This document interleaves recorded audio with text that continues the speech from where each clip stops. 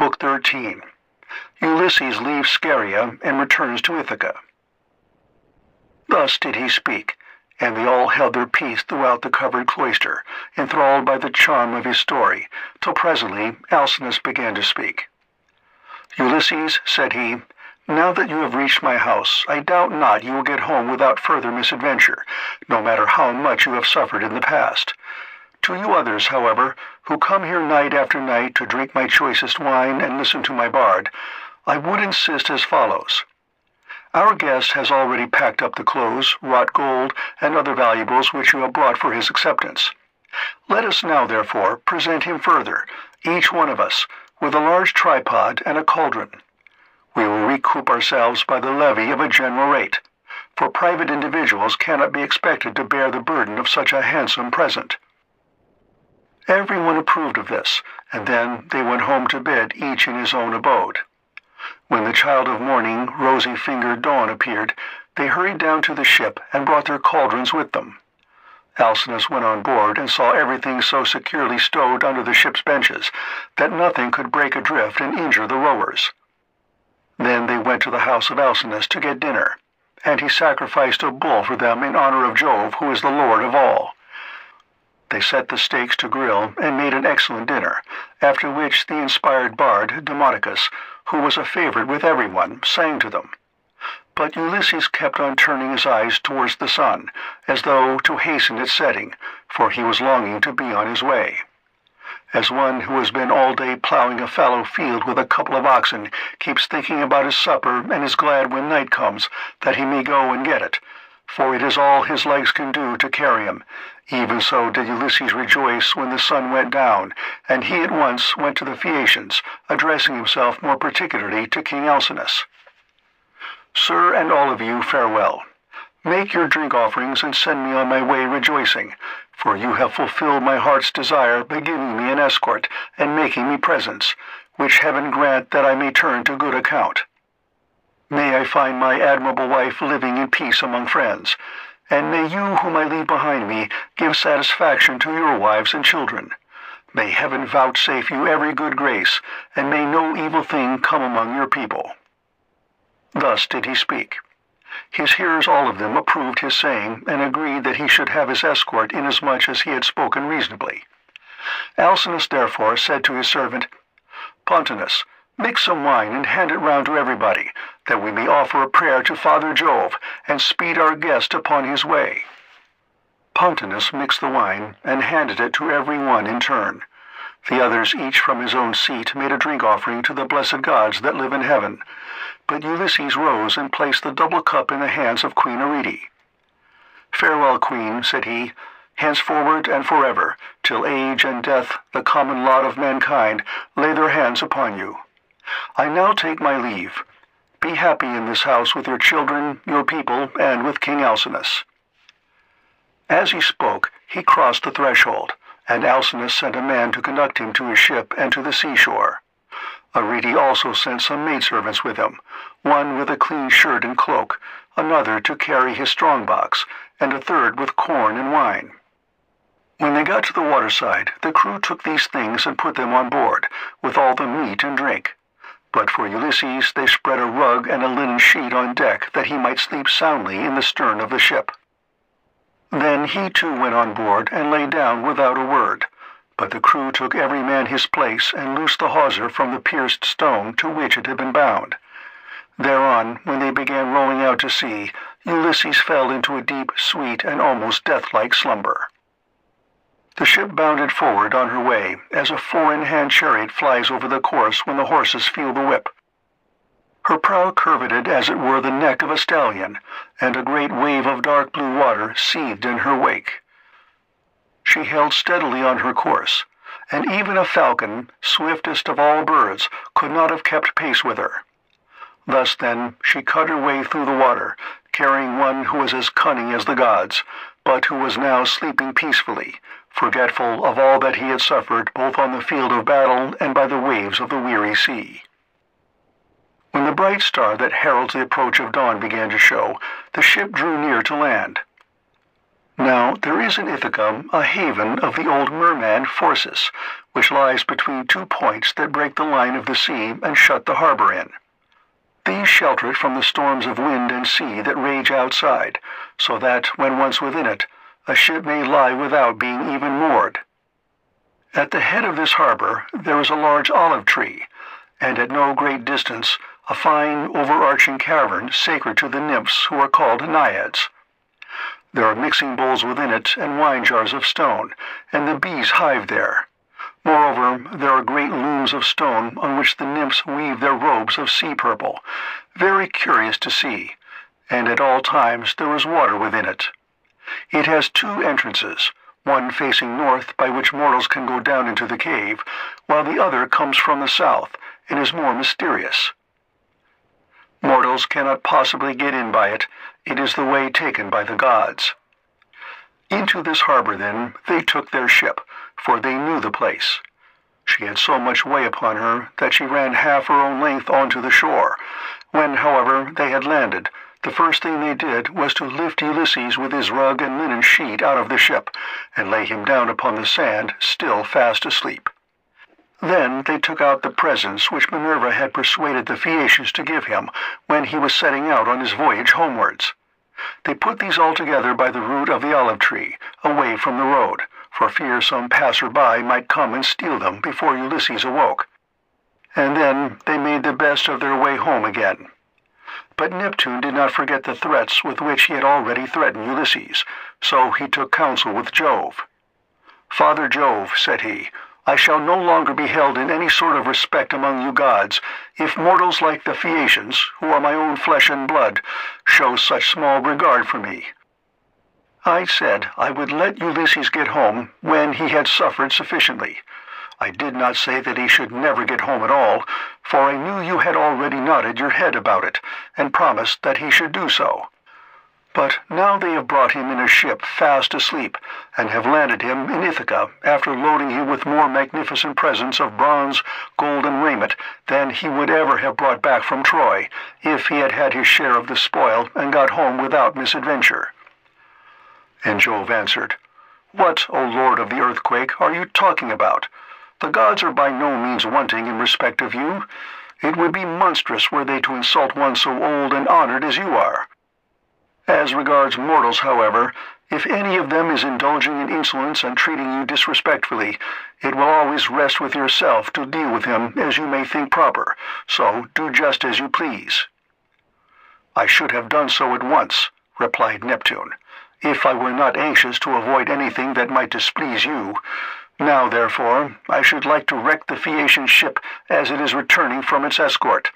This will stop them from escorting people in future, and I should also like to bury their city under a huge mountain." "My good friend," answered Jove, "I should recommend you, at the very moment when the people from the city are watching the ship on her way, to turn it into a rock near the land and looking like a ship. This will astonish everybody, and you can then bury their city under the mountain." When earth-encircling Neptune heard this, he went to Scheria, where the Phaeacians live, and stayed there till the ship, which was making rapid way, had got close in. Then he went up to it, turned it into stone, and drove it down with the flat of his hand so as to root it in the ground. After this he went away. The Phaeacians then began talking among themselves, and one would turn towards his neighbor, saying, "Bless my heart! Who is it that can have rooted the ship in the sea just as she was getting into port? We could see the whole of her only a moment ago." This was how they talked, but they knew nothing about it. And Alcinous said, "I remember now the old prophecy of my father. He said that Neptune would be angry with us for taking everyone so safely over the sea, and would one day wreck a Phaeacian ship as it was returning from an escort, and bury our city under a high mountain. This was what my old father used to say, and now it is all coming true. Now, therefore, let us all do as I say. In the first place, we must leave off giving people escorts when they come here, and in the next, let us sacrifice 12 picked bulls to Neptune, that he may have mercy upon us, and not bury our city under the high mountain." When the people heard this, they were afraid and got ready the bulls. Thus did the chiefs and rulers of the Phaeacians pray to King Neptune, standing round his altar. And at the same time Ulysses woke up once more upon his own soil. He had been so long away that he did not know it again. Moreover, Jove's daughter Minerva had made it a foggy day, so that people might not know of his coming home, and that she might tell him everything without either his wife or his fellow citizens and friends recognizing him, until he had taken his revenge upon the wicked suitors. Everything, therefore, seemed quite different to him. The long straight tracks, the harbors, the precipices, and the goodly trees appeared all changed as he started up and looked upon his native land. So he smote his thighs with the flat of his hands and cried aloud despairingly, "Alas," he exclaimed, "among what manner of people am I fallen? Are they savage and uncivilized, or hospitable and humane? Where shall I put all this treasure, and which way shall I go? I wish I had stayed over there with the Phaeacians, or I could have gone to some other great chief who would have been good to me and given me an escort. As it is, I do not know where to put my treasure, and I cannot leave it here for fear somebody else should get hold of it. In good truth, the chiefs and rulers of the Phaeacians have not been dealing fairly by me, and have left me in the wrong country. They said they would take me back to Ithaca, and they have not done so. May Jove, the protector of suppliants, chastise them, for he watches over everybody and punishes those who do wrong. Still, I suppose I must count my goods and see if the crew have gone off with any of them." He counted his goodly coppers and cauldrons, his gold and all his clothes, but there was nothing missing. Still, he kept grieving about not being in his own country, and wandered up and down by the shore of the sounding sea, bewailing his hard fate. Then Minerva came up to him, disguised as a young shepherd of delicate and princely mien, with a good cloak folded doubly about her shoulders. She had sandals on her comely feet, and held a javelin in her hand. Ulysses was glad when he saw her, and went straight up to her.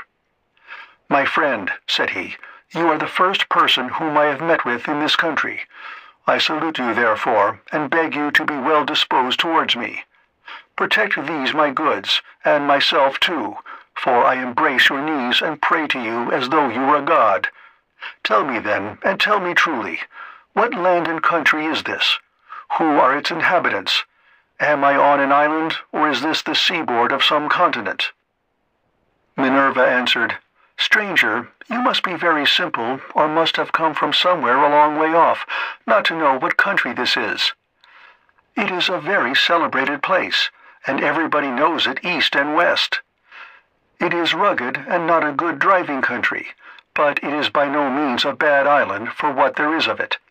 It grows any quantity of corn and also wine, for it is watered both by rain and dew. It breeds cattle also and goats. All kinds of timber grow here, and there are watering places where the water never runs dry. So, sir, the name of Ithaca is known even as far as Troy, which I understand to be a long way off from this Achaean country." Ulysses was glad at finding himself, as Minerva told him, in his own country, and he began to answer, but he did not speak the truth, and made up a lying story in the instinctive wiliness of his heart. "I heard of Ithaca," said he, "when I was in Crete beyond the seas, and now it seems I have reached it with all these treasures. I have left as much more behind me for my children, but am flying because I killed Orsilochus, son of Idomeneus, the fleetest runner in Crete. I killed him because he wanted to rob me of the spoils I had got from Troy with so much trouble and danger, both on the field of battle and by the waves of the weary sea. He said I had not served his father loyally at Troy as vassal, but had set myself up as an independent ruler. So I lay in wait for him with one of my followers by the roadside, and speared him as he was coming into town from the country. It was a very dark night, and nobody saw us. It was not known, therefore, that I had killed him. But as soon as I had done so, I went to a ship and besought the owners, who were Phoenicians, to take me on board and set me in Pylos or in Elis, where the Achaeans rule, giving them as much spoil as satisfied them. They meant no guile, but the wind drove them off their course, and we sailed on till we came hither by night. It was all we could do to get inside the harbor, and none of us said a word about supper, though we wanted it badly. but we all went on shore and lay down just as we were. I was very tired and fell asleep directly, so they took my goods out of the ship and placed them beside me where I was lying upon the sand. Then they sailed away to Sidonia, and I was left here in great distress of mind." Such was his story, but Minerva smiled and caressed him with her hand. Then she took the form of a woman, fair, stately, and wise. "He must be indeed a shifty lying fellow," said she, "who could surpass you in all manner of craft, even though you had a god for your antagonist. Daredevil that you are, full of guile, unwearying in deceit, can you not drop your tricks and your instinctive falsehood, even now that you are in your own country again? We will say no more, however, about this, for we can both of us deceive upon occasion. You are the most accomplished counselor and orator among all mankind, while I, for diplomacy and subtlety, have no equal among the gods. Did you not know Jove's daughter, Minerva, me, who have been ever with you, who kept watch over you in all your troubles, and who made the Phaeacians take so great a liking to you? And now again, I am come here to talk things over with you, and help you to hide the treasure I made the Phaeacians give you. I want to tell you about the troubles that await you in your own house. You have got to face them, but tell no one, neither man nor woman, that you have come home again. Bear everything, and put up with every man's insolence without a word." And Ulysses answered, "A man, goddess, may know a great deal, but you are so constantly changing your appearance that when he meets you, it is a hard matter for him to know whether it is you or not. This much, however, I know exceedingly well. You were very kind to me as long as we Achaeans were fighting before Troy.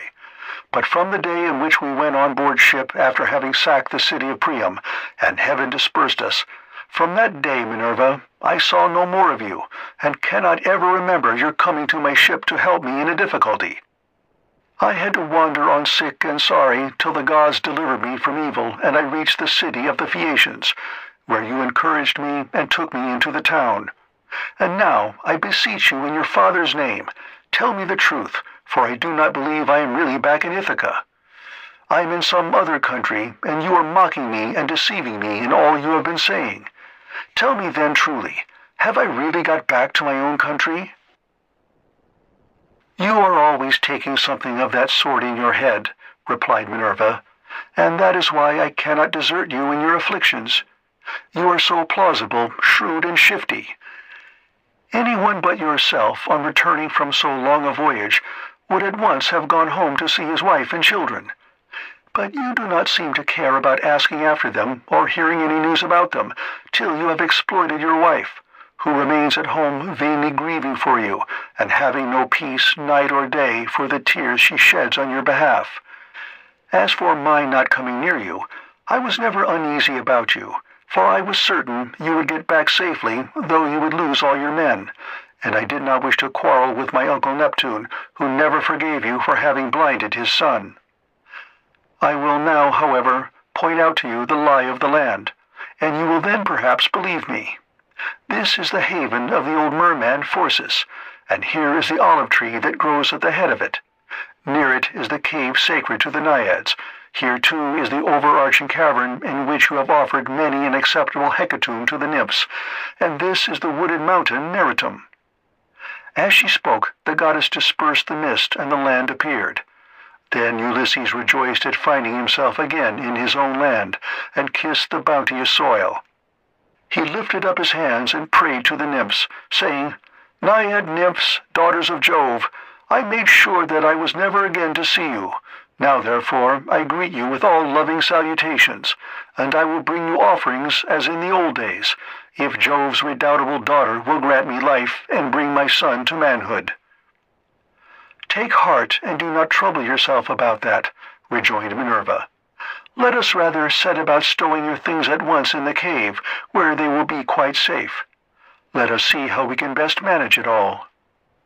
Therewith she went down into the cave to look for the safest hiding places, while Ulysses brought up all the treasure of gold, bronze, and good clothing which the Phaeacians had given him. They stowed everything carefully away, and Minerva set a stone against the door of the cave.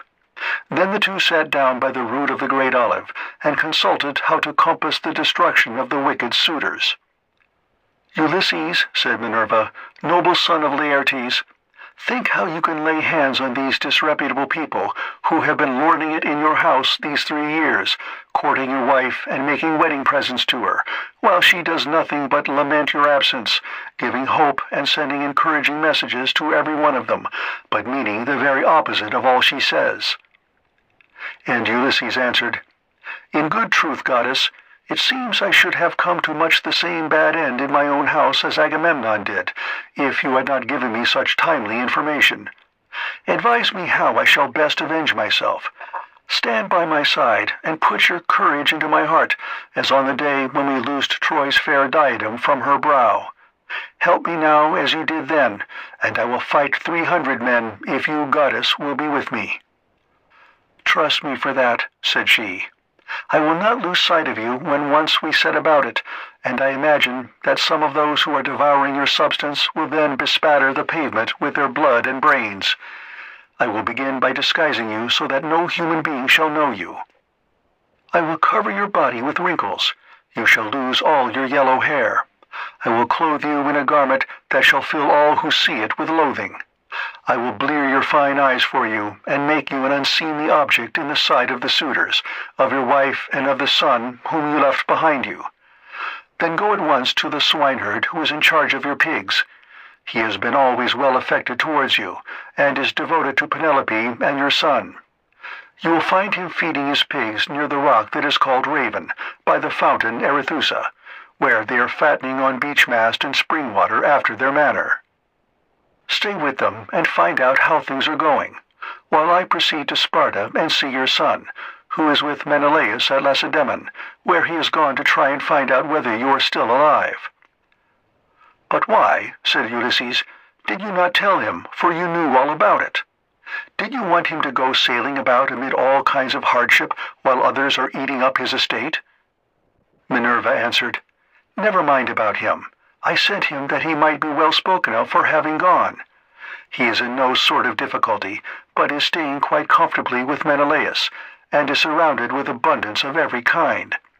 The suitors have put out to sea, and are lying in wait for him, for they mean to kill him before he can get home. I do not much think they will succeed, but rather that some of those who are now eating up your estate will first find a grave themselves." As she spoke, Minerva touched him with her wand and covered him with wrinkles, took away all his yellow hair, and withered the flesh over his whole body. She bleared his eyes, which were naturally very fine ones. She changed his clothes and threw an old rag of a wrap about him, and a tunic, tattered, filthy, and begrimed with smoke. She also gave him an undressed deerskin as an outer garment, and furnished him with a staff and a wallet all in holes, with a twisted thong for him to sling it over his shoulder. When the pair had thus laid their plans, they parted, and the goddess went straight to Lacedaemon to fetch Telemachus. End of Book 13.